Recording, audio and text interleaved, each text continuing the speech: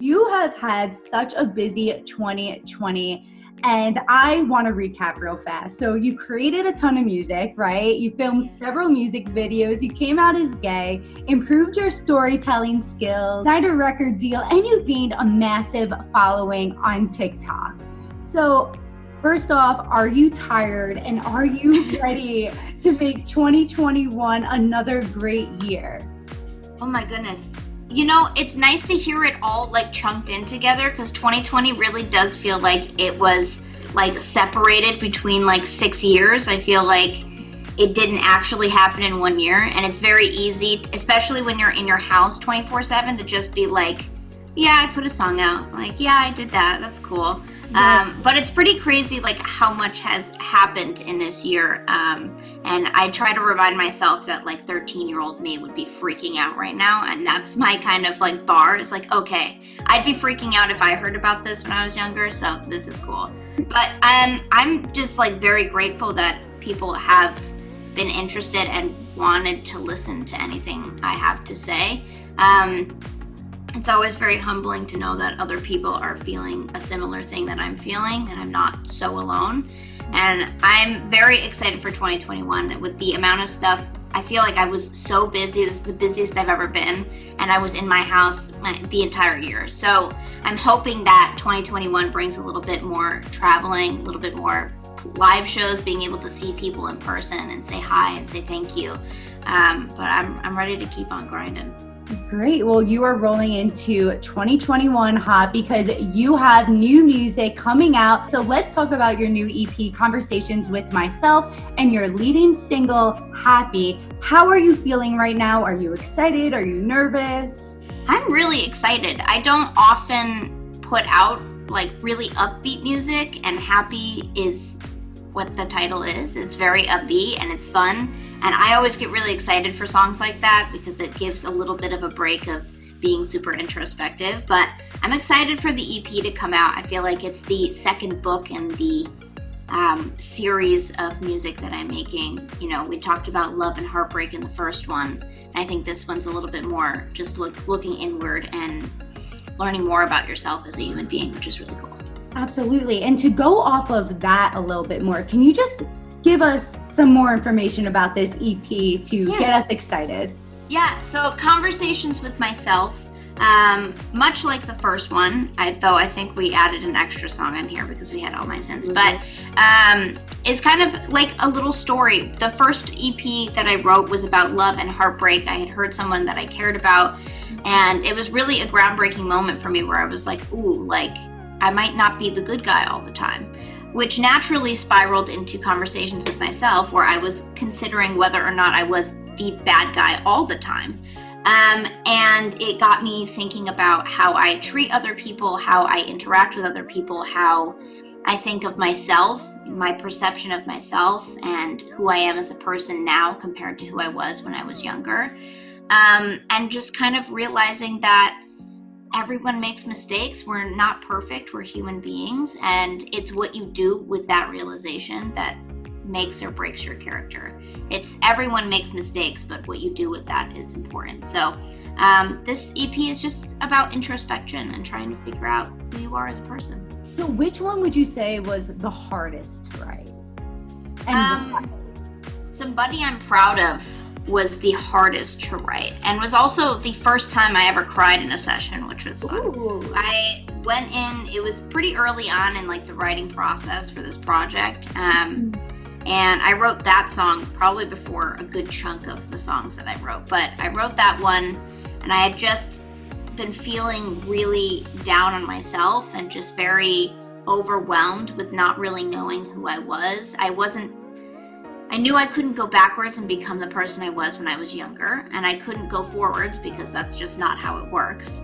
And so I wasn't really happy with who I was as a person in that time, and I was like, I just want to be proud of something that has to do with me.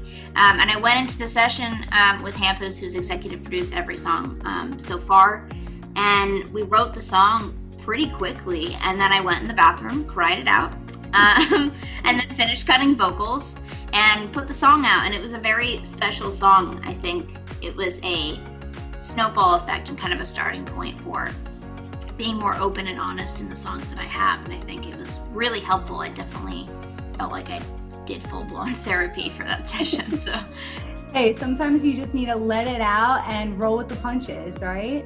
absolutely, you gotta do it. Exactly. Okay, so let's move on now to your leading single, Happy. I am so excited. Tell us your inspiration behind this new single. This is actually very funny.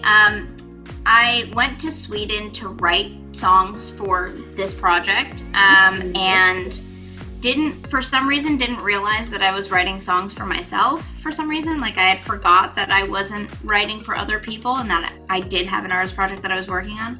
So like the day before the session, I was like, oh my God, like I don't feel anxious at all for the first time in like a very long time. And I was like, great, this is amazing. Like, I'm happy, fantastic. And then I was like, oh my God, what am I gonna write about? Like, I have nothing to write about other than my mental illness. Like, what am I supposed to say? No one wants to hear about someone being happy. And so I was like, oh God, like I have nothing to say. And so I was like, okay. So I took about 5 minutes, sat down with my journal, and just kind of started writing stream of consciousness what I was feeling to like make sense of it. And that like page of that book, I'll have to see if I can find it, but that page of that book is literally like lyric by lyric, like what we wrote in the song the next day. I walked in and I was like, I usually feel anxious 24/7. I'm feeling really happy. No anxiety is present. So naturally, I feel concerned that something is wrong, right, and that everything's going to fall apart. And my co-writers were like, dude, just be happy. And I was like, that's a great idea. I would love to do that. But let me make it a problem. And so that was kind of the inspiration and the starting point, was feeling happy and like trying to teach myself that it's okay to feel that way without assuming that something negative is going to happen afterwards. Absolutely. That is such a great story. Tell me about this awesome music video. I have wanted to do a music video with the listeners for a while.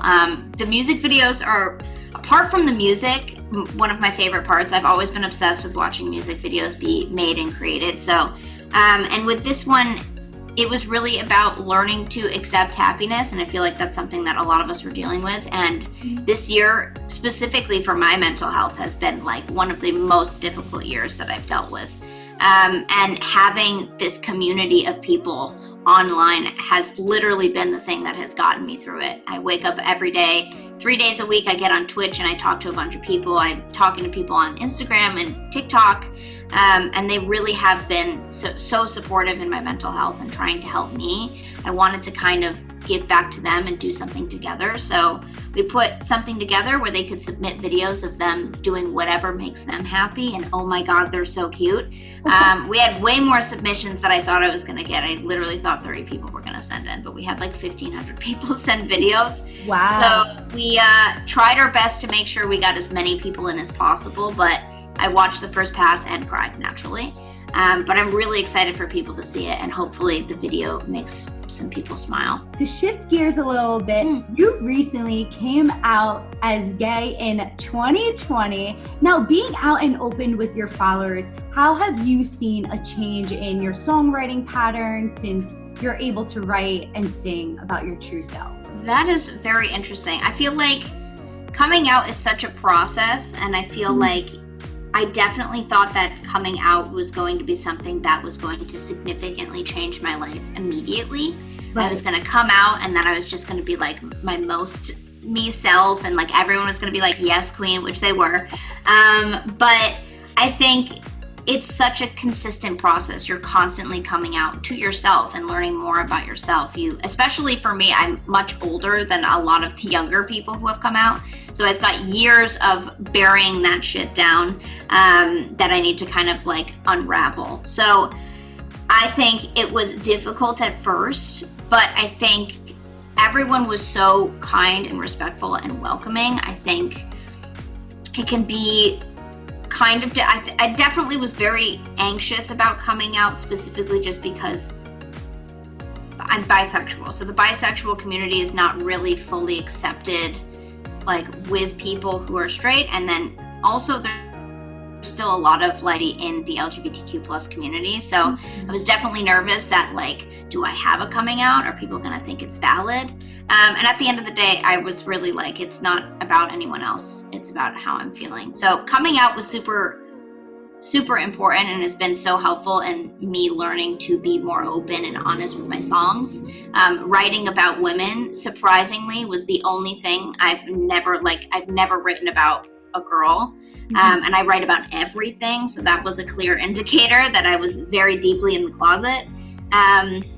And that's been really fun to explore too, as I've kind of started exploring that and writing about women. And I mean, women are incredible. Chef's kiss. So they need to be written about. You know, we listen to all of the songs about the guys who, you know, drink whiskey and they're so cool. But like, you need the female music. And it's been really fun to kind of explore that and learn more a little bit about myself and how I write women versus men. Since we are Celeb Secrets, can you share a secret fun fact about making your EP that we wouldn't know if we were just listening to it?